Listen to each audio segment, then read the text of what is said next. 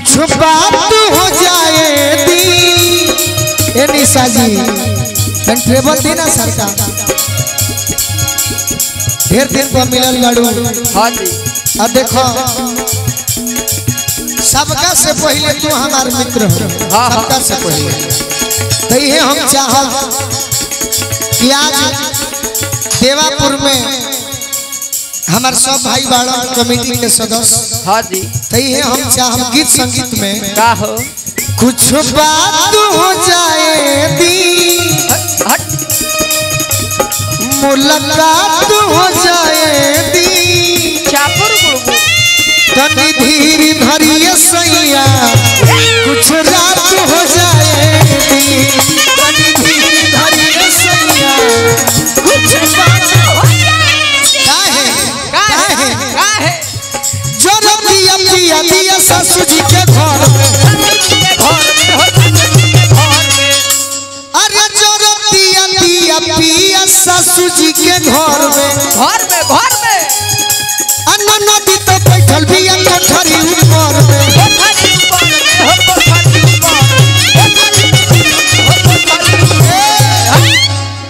वाह वाह बरसात हो जाए दी हो जाए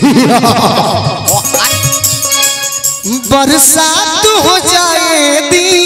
अच्छा आज 8 महीना तू जोड़ले बड़े कर मतलब थोड़ा हमारे से प्रेम बना। बिल्कुल ना ये दुनिया जानता है सबको बोलता है कि अरे निशा जी आप दोनों शादी कर लीजिए निशा जी आप दोनों की जोड़ी अच्छी है और सबको लगता है कि हम दोनों की अच्छी बॉन्डिंग है लेकिन आप सबको बता दूं हम दोनों में 36 का आंकड़ा है वाकई हमारे तरफ से नहीं है मेरे तरफ से तो है। चलो है अच्छा बात है करो हमारे तरफ से तो है कितना दिन झगड़ा करके रहोगे हमेशा कि बरसात हो जाए दी। अच्छा अरे प्रेम के शुरुआत हो जाए दी अरे तनी धीर धरिए सैया कुछ रात हो जाए तनी धीर धरिए सैया कुछ बात हो जाए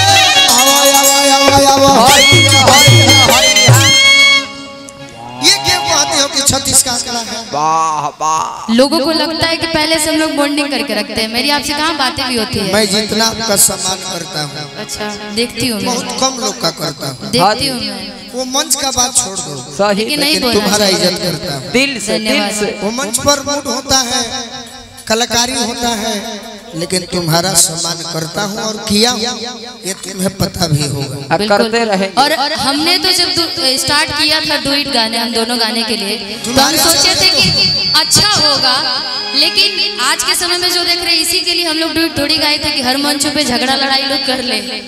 अभी के समय में जो मंच देख रहे हैं हम लोग और ये सब भी बता दें कि हम लोग पहला मंच आरा में किए थे और स्टार्टिंग हम ही दोनों का है कि हमें लगा कि थोड़ा सा नया किया जाए कि दोनों आप लोगों को डुइट अच्छा लगेगा हम दोनों। उस टाइम आप हमारी फैन थी वही गाना गाई थी ये कौन कि देवरू तो दुबई गइले नहीं उस टाइम में लोकगीत नहीं गाती थी रियलिटी बता रहे काली मैया है इनका जब फोन आया था तो मैं उस टाइम लोकगीत नहीं गाती थी उसी टाइम मैंने इनका गाना सुना और ये रियाज करके मैं गई थी कि यही गाना आपके सामने गाऊंगी उठवा के ललिया कनवा के बलिया ये गाना गाई थी आपके लिए।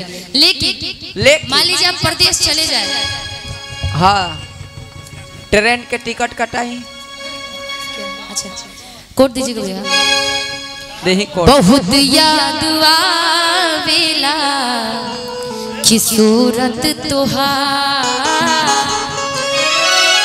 कि बहुत याद आवेला की सूरत तुहार। बैठो जब आप हमारे साथ कार्यक्रम नहीं करते हैं जैसे आप बोले कि 7-8 महीने बाद हमारी आज कार्यक्रम इनके साथ हो रही है। हाँ जी और पहला कार्यक्रम हमको लग रहा है कि मई में यहीं पे हुआ था गोपालगंज जहाँ देव भाई ने इस कार्यक्रम को सेट किया था दीपू भाई जान। लेकिन पूरी दुनिया जो फैंस हम लोगों से ए साउंड वाले भाई बहुत रउआ सीटी मरल बंद करी दी ना फैंस लोग के खास बुलाहट के कारण हाँ जी आज हम दोनों यहाँ उपस्थित बने और जब वो नाम मिले तब कि बहुत याद आवेला सूरत तुहार बहुत याद आवेला सूरत तोहार क्रिया अखिया के सोझा नाचे, अखिया के सोझा नाचे सूरत तोहार। क्रिया क्यों खाओ? हाँ ये दुनिया जानती है कि चाहे आप किसी के साथ मंच कर लीजिए, हाँ जी। लेकिन जितना कमेंट भाई हमें आता है ना आपके लिए, भाई मानना पड़ेगा ये सब दुनिया वाले और जितनी भी चाहने वाले लोग हैं। लेकिन इन्हीं जब का तुम प्यार है। नहीं रहते हो निशा, सच में हाँ जी मुझे भी कमेंट आता है, खलता है बहुत। मैं भी कहता हूँ तुम बहुत याद आवेला सूरत तोहार, बहुत याद आवेला सूरत तोहार। अखिया के सोझा नाचे, अखिया के सोझा नाचे सूरत तोहार। बहुत याद आवेला सूरत तोहार, बहुत याद आवेला सूरत तोहार। तुम तो अपने मन की बात बता दी निशा, लेकिन मेरा भी कमेंट आता है हाँ जी तो हम अपने मित्रों से कह देते हैं क्या कि क्या कहें यार, धोखेबाज निकल जाती है, लेकिन इससे उम्मीद होता है। हाँ जी तब कहते हैं आज हाँ हाँ जगह में इनकी दर्द शादी लेके प्यार में जी रहा, दर्द लेके प्यार में जी रहा, सबके न दारू, सबके न दारू पी रहा, दर्द लेके प्यार में जी रहा, दर्द लेके प्यार में। मतलब तू नहीं खूब ही हाँ जी तो सब चीज सह के अपन गाइला, अपन ड्यूटी पूरा करेला, सही बात। लेकिन सब ले- करिए, लेकिन- दर्द हो तो दवाई खा लीजिए, उससे भी नहीं हो तो मुझे फोन करके मेरे से बात कर लीजिए। लेकिन ना उठाइए। ये दारू बियर